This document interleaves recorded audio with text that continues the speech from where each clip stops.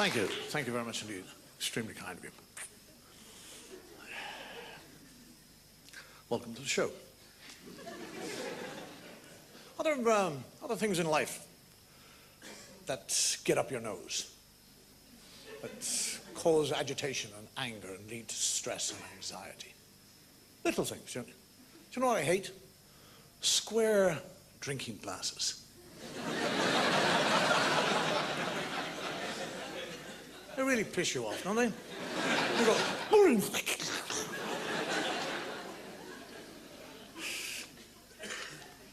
I'll tell you what, I'm going to have a drink. I need a drink. Whew. God bless. I think I'll have some more of that now. I'll tell you what my pet hate in life is. Banks. I really do. I loathe banks. I loathe banks as they stand now. When I was a young man, you'd never borrow money. You might borrow a few quid from a few friends, go and have a drink, go to the cinema or something like that. But you'd never dream of going into the bank and saying, could I borrow some money? They'd say, what collateral do you have? They say, I don't have any. They say, piss off. Now, in the 80s, that all changed, didn't it? A few years ago. Come on in. Come on in. Do you want to borrow money? I mean, you'd just be walking by the bloody place. Want to borrow some money? What? Do you want to borrow some money? No, thank you. No, thank you. Why not? What's wrong with you? Are you a lunatic? Well, I'm not to make any difference. Have some money. Come on, here, have some. What do you want? What do you want? Buy some. Have a house. Buy a house. Go on, but just buy a house. Do you want a house? Oh, I hadn't thought about it. Well, here, have it. There, have a house. Come on. You want a car? You don't want to walk around like everybody else. Here, have a car. And he just poured it on you. Now that's all changed. The images of the banks, which were at one time the caring bank. We are the caring bank. We are the listening bank. We are the friendly bank. We are the open bank. We are the bank that likes to say, yes, bank. Now it's changed totally. Now it's, are you out of your mind, bank? Piss off, bank. Get out of here, you arsehole, bank. We don't give a shit, bank.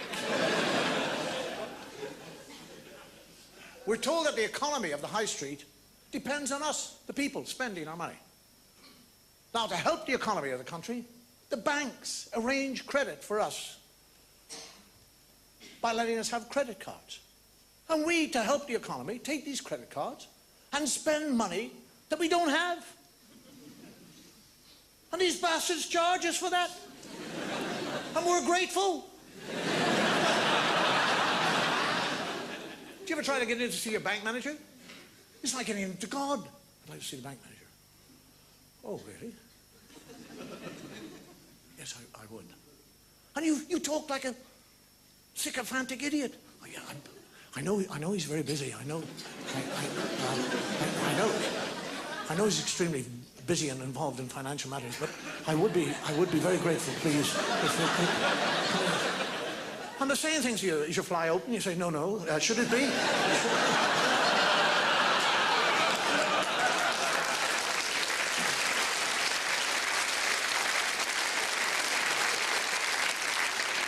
And you get in to see this bastard. And he's sitting there like some omnipotent, have you ever seen them? They always put their fingers together and they always have the glasses down like this and they all go, I can do but I can't do that. My fingers won't see it. Come in. Oh, yes, thank you very much indeed. It's very kind of you. I know that, would you take a seat? Oh, yes, I will, please. Could I kiss your arse first? Banks open at 9:30 in the morning, all right? And at 9:30 in the morning, there'll be 6 to 8 or 10 tellers all sitting there doing absolutely nothing. Because most of us, the public, do our banking between 12:30 and 2 o'clock. We turn up at 12:30, 6 of these bastards will piss off for the lunch.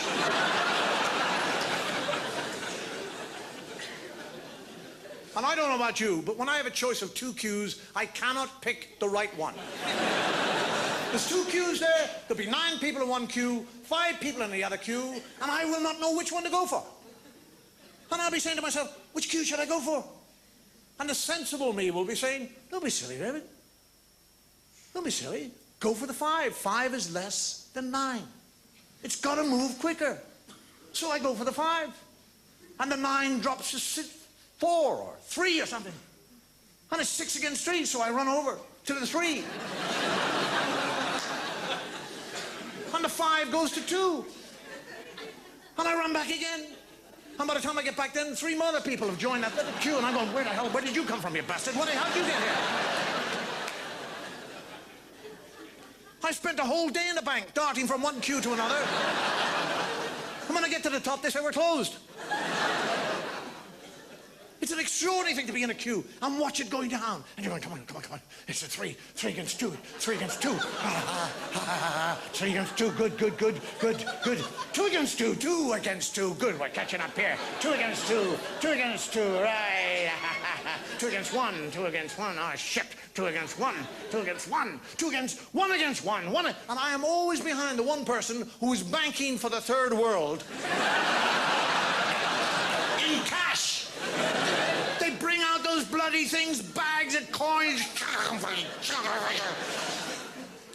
And I want to tear them, I want to tear the pubic hairs out. You never get in a rage like that? I'm standing behind, oh, how did I get behind you, you asshole? Oh. Tear all these pubic hairs out, knit a scarf and strangle the bastard.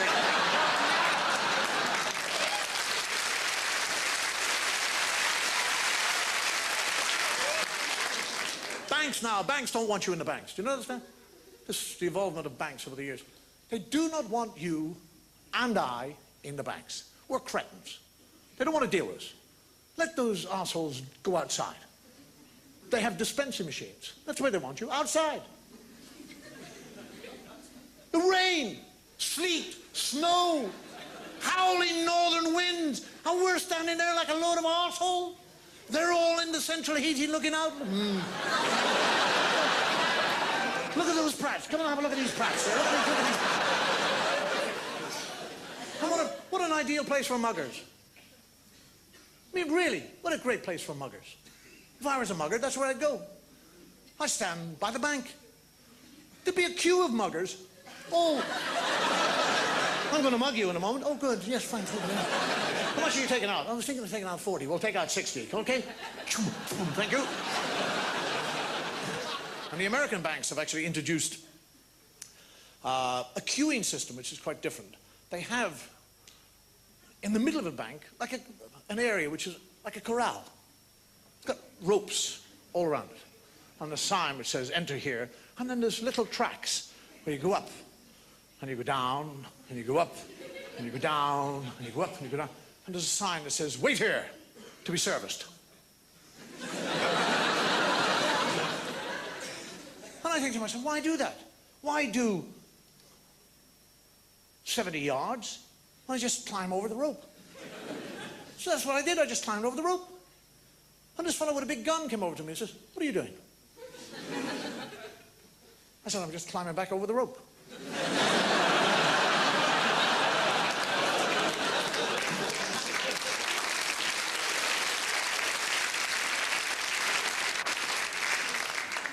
Now the system has crept into our post office. Have you been on our post offices lately?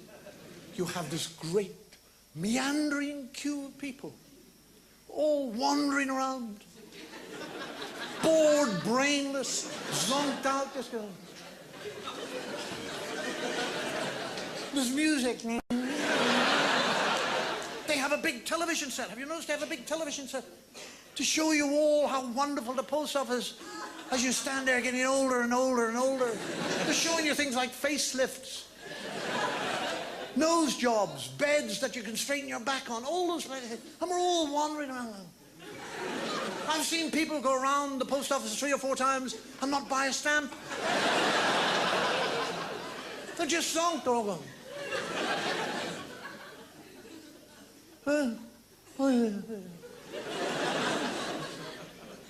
Have you ever noticed when you're there and one of the areas becomes vacant and you don't notice it? The queue will go.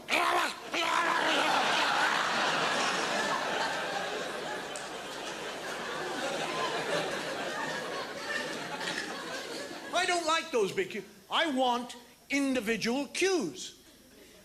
That's what I want. Individual queues for individual people's needs. I think in every post office there should be a queue for foreigners. We should. I don't mind. I like foreigners, but I don't want to be in a queue behind them. I don't want to wait and wait and wait while they go through all that foreign crap. I want to get on with it. It should say, for people who cannot speak English.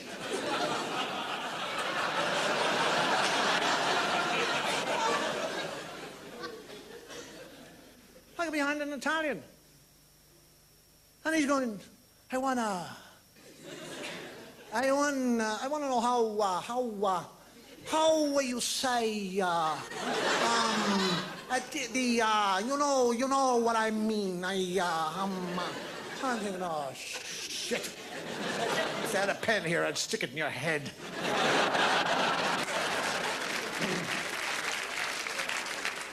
There should be queues for people who know nothing about anything. It should say, this is an arsehole's queue. He knows nothing about anything.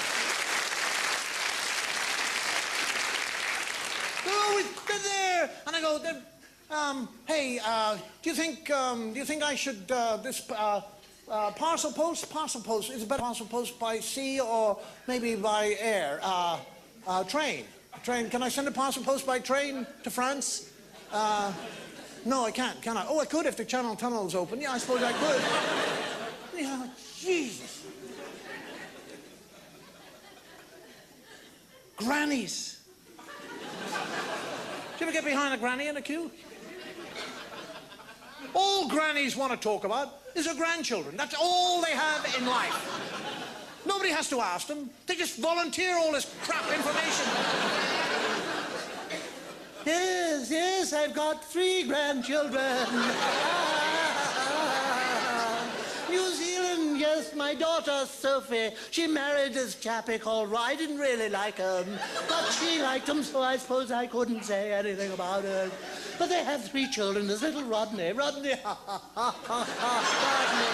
Such a lovely little boy. And Sylvia. And I'm sending them the birthday presents because it's her birthday. And I'm standing behind her thinking, you old geriatric, for Christ's sake, die and let me buy my...